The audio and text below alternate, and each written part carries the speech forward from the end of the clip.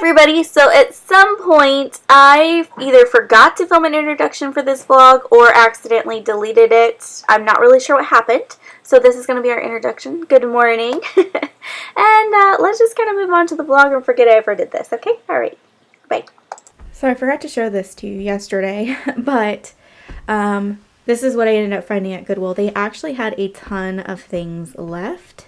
Surprisingly, it was like everybody is dropping off their old Christmas stuff since they got new Christmas stuff. So honestly, the probably week after Thanksgiving and on is probably a good time to go because people are getting, you know, their stuff out and deciding what they want to keep and get rid of.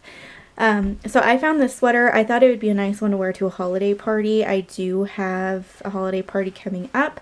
I don't know if I'm going yet or not, but I figure this one's a little bit more toned down than my other ones, so it's nicer to have, even on just like a, you know, day-to-day type of thing.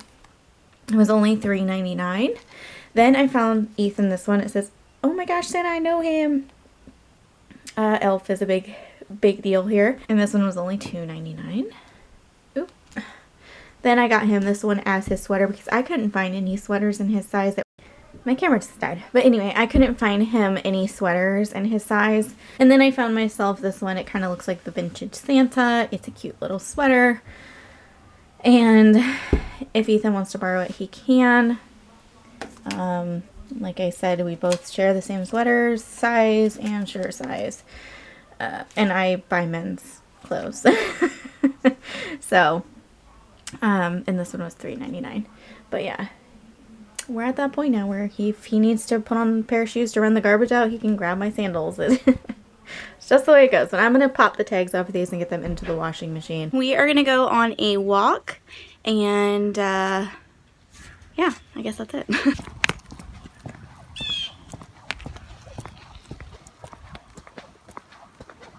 It's cold out. My hair is wet, so that's why I got the hood on. But we just dropped off the book at one of our little free libraries.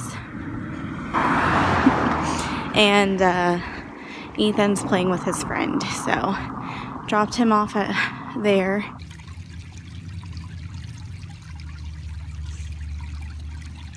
Are you collecting pine cones again? Mm-hmm. Where pine cone sticks. No, put the giant stick down. In your pocket? Some souvenirs. Some souvenirs, huh? Did you find one? I did. You think so? Yeah. Look. 1, 2, 3. 1, 2, 3, 4. You found one. You found a 4-leaf clover. So I am waiting on Ethan to get home. And then I think we're going to go inside and have some hot cocoa. And I'm going to start dinner.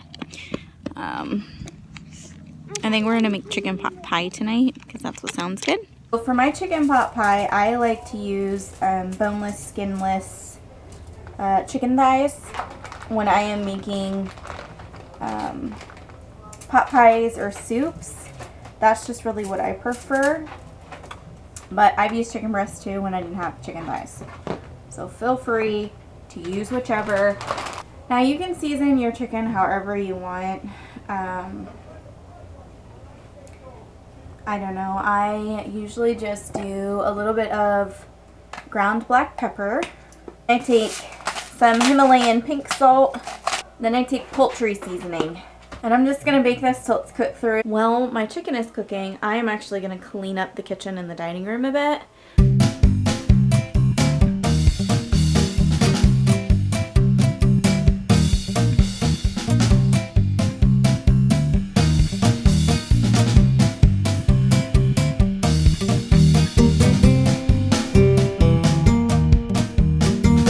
I made 4 chicken thighs, 1 per person in my family, but you can most definitely cut that in half and just load it up with vegetables if you prefer to do it that way. I obviously am not going to make a separate video for this. I think Ellie actually has her chicken pot pie recipe up. If she does, I will put it in the description box for you guys if I can find it. And you can just follow her along. But I'm just going to show you kind of like how I make it fit my house, and then you can go watch hers. For like measurements and like the true way to do it, but I'll put butter in a pan. And I use unsalted butter because I want to add my own salt. I don't like using salted butter when I'm baking. So I have unsalted butter and I have salted for like toast and stuff. Then this is where I kind of do things differently. You can use fresh carrots, celery, all that jazz, but I don't. Take a bag of mixed vegetables. So instead of just carrots, I've got carrots, peas, corn, and green beans. Toss that in the pan. And then to that, once I've got that stirred up, I am going to add in my chicken that I've chopped into bite-sized pieces and 1 onion. I just use a small onion. You don't have to put the onion in if you don't want to. I know some people are allergic, so, you know, skip it. You don't really need it. I've done it without it before when I didn't have onions. This is definitely one of those things you can kind of just, you know, make your own. Once that is kind of heated through a little bit and you kind of got it where you want it, you add in your flour. This says a 1/3 cup. I add a little bit more, a little less sometimes. It just really depends. But you just sprinkle it in, and I don't add everything at once. I just add a little bit in, stir that, add a little bit more in, stir it. The recipe, if you want to follow it her way, she adds in 2 cups of chicken broth. I just do a big thing of 32-ounce box of chicken broth. Also calls for 1.5 cups of milk. I skip that part.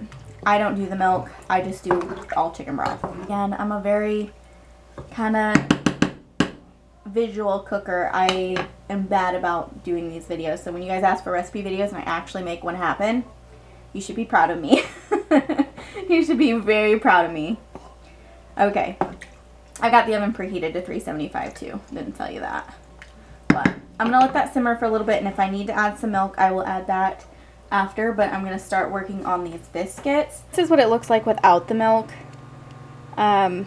Again, I don't really care for the milk, guys, so I just substitute for more chicken broth. I'm going to go ahead and add in cheese, and again, I don't measure. I just kind of go with visual. This is where I'm going to add more seasoning because just seasoning the chicken isn't enough. I like to have my like actual base seasoned as well. So I'm going to put in some more pepper, and my microwave's yelling at me. A little bit of poultry seasoning, and you guys are actually sitting on my parsley. What I was saying before I got a phone call was that, you know, sometimes I don't even make the biscuits, and I just buy the Pillsbury rolled biscuits and plop those on top, or I'll make crescent rolls to the side, and we kind of do it that way.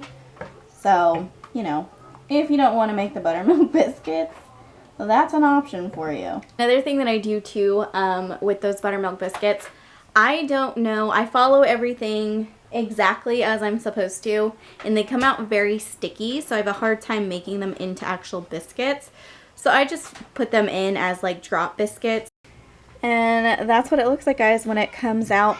I don't use all the biscuit batter because we don't like a lot of bread in ours, and again, the biscuits never come out the way hers look, all pretty. I am going to end this here. I'm going to get everybody fed and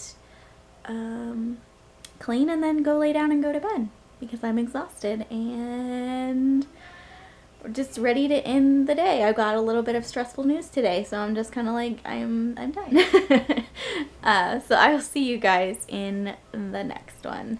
Bye!